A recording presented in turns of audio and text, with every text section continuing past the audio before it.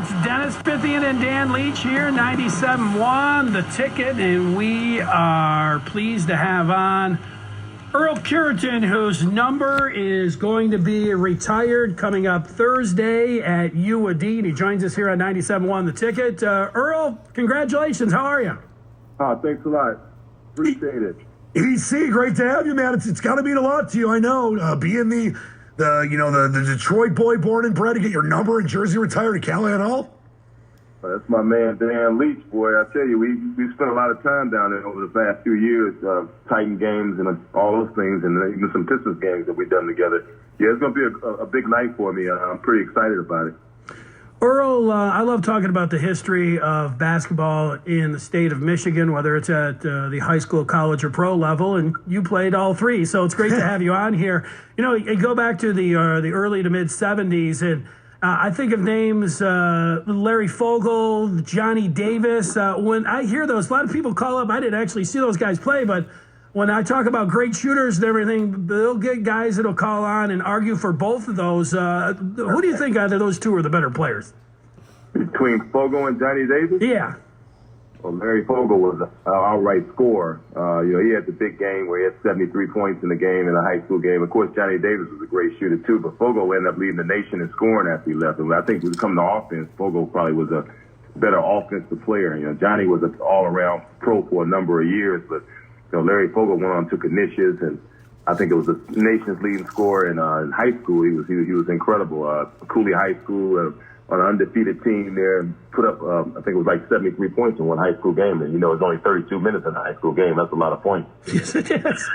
Yes, it is. That's a lot of points. So you went to Detroit Finney, and I know Denby, so this would be an East Side battle. Stewart House, did you guys ever play against each other? What were those East Side battles like? Oh, yeah. We played against Stewart. Stewart was a year behind me. I played against him for a couple of years there over at Denby. We had a pretty good team my senior year at City. We beat Denby a couple of times that year. And Stewart went on to Washington. He was a great player as well. 6'10", and I was only like 6'4", 6'5" in high school though, so I didn't grow until after I left in my first year of college. Stewart was good, but we had Denby's number that my senior year. Nothing like having their number. Earl Cureton, the Twirl, joins us here. And actually, I want to ask you about that because we were, having fun getting ready for this interview, and we're really excited to have you on. And I want to know where the Twirl came from. Where did your legendary nickname come from, Earl? My man, Dickie V. Dick Vitale gave me that nickname. Dick Vitale had nicknames for all of us. When I first got there, John Long and Terry Tyler was Thunder and Lightning. Terry Durod was Sweet Dew. And, he said, I got to come up with a nickname for you. He said, we got the Pearl already. We're going to call you the Twirl. We're going to call you Earl the Twirl. Earl the Twirl. Stuck his name on me, and it's been there with me ever since. It's stuck. I wanted to ask you about this. When you look at the career you had, and obviously Dennis talked about the high school aspect, Finney and Denby, and then obviously Robert Morris and UDM, and playing, being a third-round pick by the Sixers and playing a long time in the NBA, playing for the Pistons for a few years. How do you feel the game of basketball has changed since you first started playing it, let's say at least collegiately? Where do you think we're at? Is it a better place now? Well, I mean, it's just a different breed of players now. I mean, guys are more athletic, guys are bigger and stronger. I think we played the game probably at a more of a skill level. Now you got more younger guys coming into the league. It wasn't a whole lot of freshmen coming in. Of course, Spencer Haywood was the first hardship case to come out, and guys were staying in college a little bit longer. I think guys were a little bit more fundamentally sound. Some of these guys now are, but from an athletic standpoint, you see things like you've never seen before. And from a skill level in terms of shooting the basketball, bigs are more agile than they was back in that time. Big men weren't allowed to do the type of things that the big guys do now. You didn't see 6'10s and 6'11s. We didn't have a lot of Durants and those type of guys back there. There was only a few guys that would shoot the outside shots. Bob Lanier had a good outside shot. Lambeer, one of the first ones, Alvin Adams and guys like that. But you didn't have too many guys in the league that was really shot the ball from perimeter at 6'10 and 6'11. Well, Spencer Haywood's number's up in Callahan Hall, and Earl Cureton's is going to join his coming up along with John Long, Rashad Phillips, just name a few, David DeBuscher, Terry Tyler. I was looking at the Pistons box score of 83, Earl, when you guys played the Knicks, the Bernard King series, and man, that was a real UND flavor on the team. Terry Tyler, John Long, and yourself. What was it like? I mean, you'd you go and you win a title with the Sixers, but then you come back to Detroit where you're from, and then there's all of those UAD players on the Pistons. Well, that was great. I don't think it's too many, college teams. I mean, right here in the city of Detroit, all of us played here, high school ball. John at Romulus High School, Tyler at Northwestern, and me at Finney High School. And to have an opportunity, I didn't really get a chance to play with John and Tyler. I redshirted their senior year. So for me to get that opportunity to play with those guys, with the Pistons for 3 years, of course, Durod was also right there with us. I mean, we had at UAD, that's what a lot of people don't know. I mean, time go by, years go by, they don't understand the kind of talent that we had coming out. Not to miss Joe Capecchi is another guy that came right behind us that kept the tradition going. But it was great playing with those guys for 3 years. I knew those guys. I was comfortable with them. We all practiced together every day and practiced every day. And Tyler, those guys were the ones that molded me. They got me ready for the NBA. Playing against them my red shirt year, and then having another 2 years left, it gave me confidence to know that I was going to be able to play in the NBA. Earl, in that series there, Isaiah was great, and you played with Dr. J and Hakeem, so you'd seen all these great players and Jordan and all of this, but in that series, Bernard King, that over a 5-game stretch, that was some of the greatest basketball that I've ever seen from an individual. I always cringe when I hear that. I mean, Bernard torched us. It was incredible the kind of series that he had. Bernard was on the top of his game. He was unstoppable. Isaiah also went right back at him. I mean, they went 5 games down at Joe Louis Arena. That place was rocking that night. I never forget it. I ended up some kind of way. I ended up guarding Bernard King for the last shot that he ended up season. So I'd never forget that. And Bernard, he teases me now, because I was out there trying to talk trash to him, which was a stupid thing to do. You don't want to talk trash to the king, right, Earl? I didn't know what else to do. Nothing else was working. I thought maybe I'd talk to him a little bit, but he hit the last shot on me to win that game 5.